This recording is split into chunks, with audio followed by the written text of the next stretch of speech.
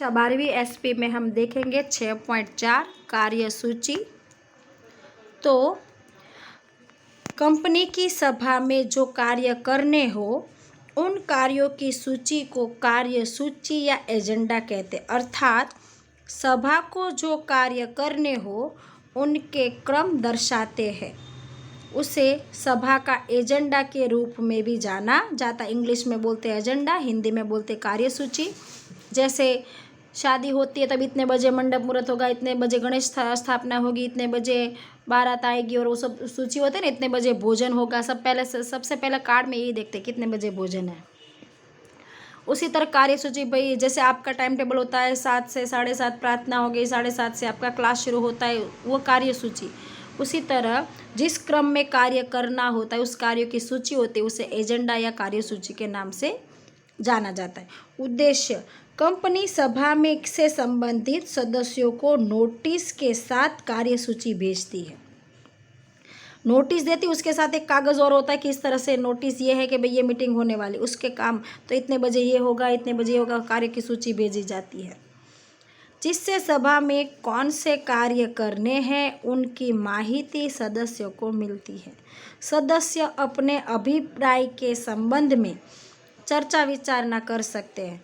तो पहले से सदस्यों को कार्यसूची मिल जाती है तो पहले से ही देख लेते हैं कि भाई हमें इसमें कितने बजे पहुंचना है, कब इम्पोर्टेंट मीटिंग हो, मेरे पास अगर टाइम नहीं है तो लास्ट वाला मुद्दा जब चर्चा हो तब मैं चला जाऊंगा, ऐसे कुछ भी। तो वो खुद पहले से निर्णय ले पाए कि क्या चर्चा करनी है, क्या आंसर देना है, कब वोटिंग होगा, कब मुझे किस बात में बोलना है, मुझे कौन से प्रश्न पूछने हैं, वो सब तो पहले से महत्वपूर्ण कार्य कोई रह ना जाए इसके बारे में भी वो पहले से सोच सकता है।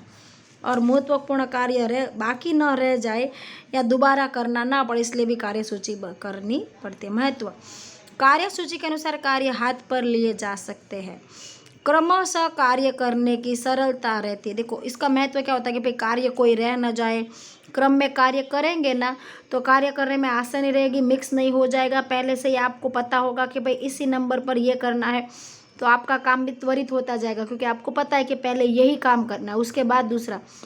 और अगर पहले से क्लियर नहीं होता है तो आपके दिमाग में पहले ये काम करूँ या पहले वो काम करूँ, आप कंफ्यूज हो जाते हो। लेकिन पहले से ही पता होता है तो आप एक के बाद एक काम सब आसानी से कर लेते हो और जुड़े हुए सब संकलित किया जा सकता है। उस कार्य के साथ कुछ भी जुड़ा हुआ है तो उसको एकत्र भी कर सकते हो। सभा के दौरान चेयरमैन और सेक्रेटरी कार्यसूची पर अपनी टिप्पणी भी लिखते हैं। अब कार्य सूची पर चेयरमैन और सेक्रेटरी वो टिप्पणी भी लिखते रहते हैं। कर्तव्य, कंपनी के संचालक मंडल के साथ चर्चा विचारणा करके कार्यसूची तैयार करनी पड़ती है। सेक्रेटरी को क्या है कि संचालक मंडल के साथ पहले बैठकर के बात करनी पड़ेगी कि कितने बजे मीटिंग शुरू होगी, कितने बजे कौन से मुद्दे पर चर्चा करनी, कितने बजे ब्रेक लेना है, कब नाश्ता, कब ये, ऐसी चीज़ें। कार्यसूची की पद्धति उनके साथ सेक्रेटरी को निश्चित करनी पड़ती है।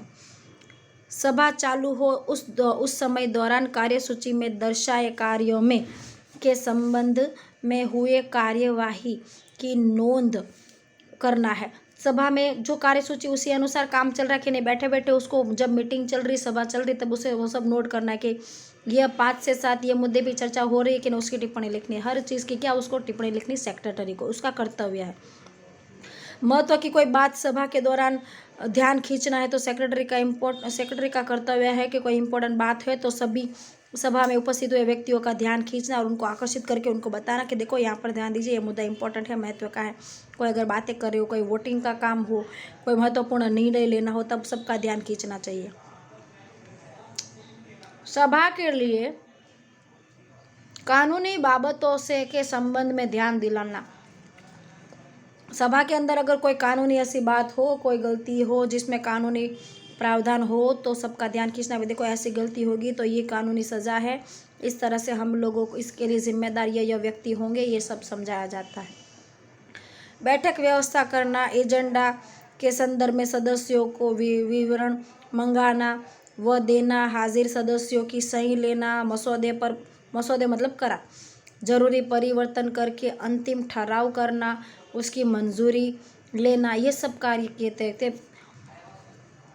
व्यक्ति को बराबर क्रम में बिठाने की व्यवस्था देखना, सदस्यों का विवरण मांगना, हाजिर सदस्यों पर तक देखना,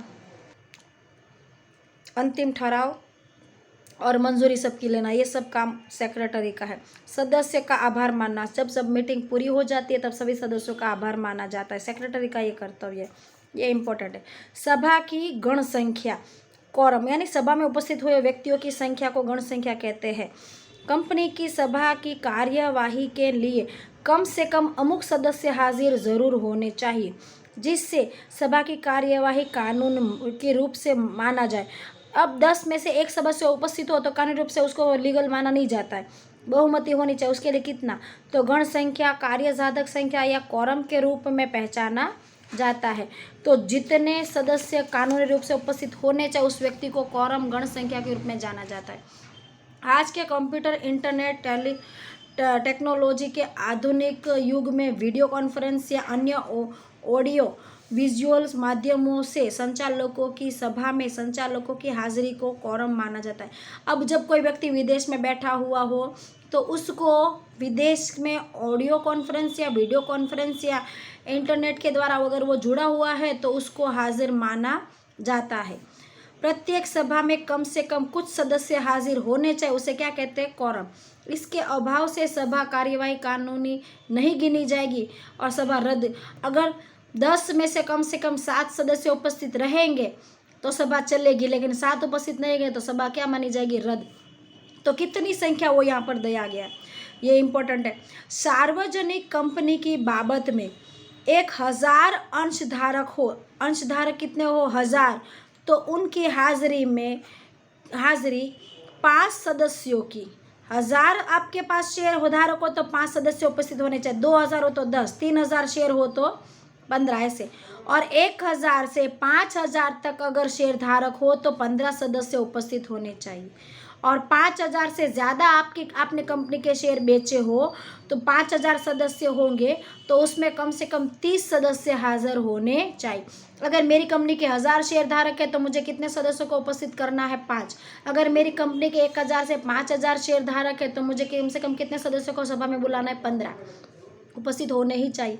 और 5000 से अधिक सदस्य हो तो कम से कम 30 सदस्य उपस्थित होने चाहिए, तो ही सभा की कोरम मानी जाएगी और सभा चलेगी। अब 29 होंगे तो भी सभा रद्द होगी, और 31 या 35 चलेंगे, कम से कम बोला, यानी 30 तो होने ही चाहिए उपस्थित, 30 से कम नहीं चलेंगे, 30 से ज़्यादा चलेंगे। निजी कंपनी हो तो व्यक्तिगत रूप से हाजिर रहे ऐसे 2 सदस्य हो तो भी सभा जायज़ मानी जाएगी, सभा चालू रहेगी, सभा रद्द नहीं होगी। रद्द रखी सभा जब मिले तब नियत समय के 30 मिनट में कार्य साधक संख्या न हो तो हाजिर रहे सदस्यों की संख्या को ही कार्य साधक संख्या मान ली जाती है और सभा की कार्यवाही पूर्ण की जाती है। एक बार कैंसिल हो गई सभा, फिर वापस समय दिया गया, फिर वापस सदस्यों को बुलाया गया, तब दूसरी बार सभा में भी सदस्य उपस्थित ना रहे तो 30 मिनट रात देखने के बाद जितनी भी संख्या हो उतनी संख्या में सभा चालू करके पूरी कर देनी चाहिए। जितनी संख्या उपस्थित हो, भले ये मात्रा में ना हो, तो भी सभा दूसरी बार रद्द नहीं करनी, उसको पूर्ण कर लेनी। एकल व्यक्ति की कंपनी के संदर्भ में उपयुक्त तो कोई भी प्रावधान लागू पड़ता। एकल व्यक्ति स्वयं अकेला मीटिंग करेगा। चेयरमैन या सभापति मतलब कौन, सभा का जो संबोधन करता है, सभा को हैंडल करता है, सभा के अंदर जो भी सभी इंफॉर्मेशन और पूरी सभा को संभालता है, उसे कहते हैं सभापति। सभा की कार्यवाही चलाने के लिए सदस्यों द्वारा जिस व्यक्ति की पसंदगी की जाती है वह व्यक्ति चेयरमैन के रूप में पहचाना जाता है। सभा की कार्यवाही योग्य रूप से चलाने के लिए सभा के संचालन करने के लिए सदस्यों के द्वारा एक व्यक्ति को चुना जाता है, उस व्यक्ति को चेयरमैन या सभापति कहते हैं। सदस्यों के द्वारा एक व्यक्ति को चुना जाता है जो सभा का पूरा काम संभालता है, उसे कहते हैं सभापति। चेयरमैन की पसंदगी का महत्व।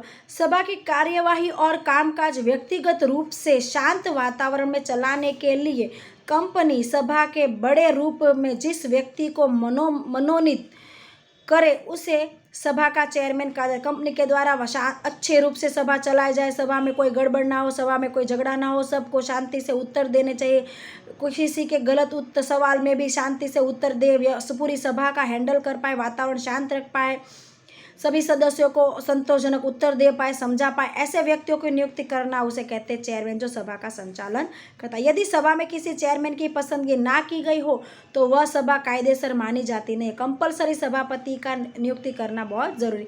सामान्यतः संचालकों का प्रमुख सभापति के रूप में, ज़्यादातर संचालकों में से कोई एक संचालक होगा, वो सभापति बन जाता है, पूरी सभा को हैंडल करता है, सभा का संबोधन करता है। चेयरमैन समग्र सभा का चलाना संभालना है, चेयरमैन ही पूरी सभा को चलाता है, सभा में काम करना और सभा में कौन से समय के अनुसार कार्य चल रहा है कि नहीं वो सब देखने का काम उसका है। सभा के निर्धारित कार्य निश्चित क्रम में व्यवस्थित रूप से हो, जरूरी चर्चा विचारणा, अंत में योग्य निर्णय हो, ठहराव पारित हो, ये सभी भूमिका कौन निभाएगा? सभापति।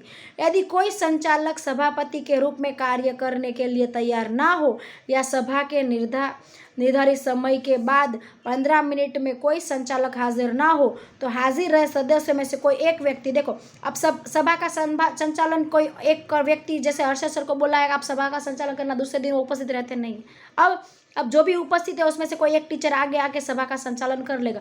उसी तरह सभा का संचालन करने वाला जब व्यक्ति समय पर हाजिर ना हो तो 15 मिनट पहले किसी एक संचालक को उपस्थित करके सभा को उसका सभापति नियुक्त करके उसको सभा चलाने के लिए दे दी जाती। एकल व्यक्ति में ऐसा कोई नियम लागू पड़ता।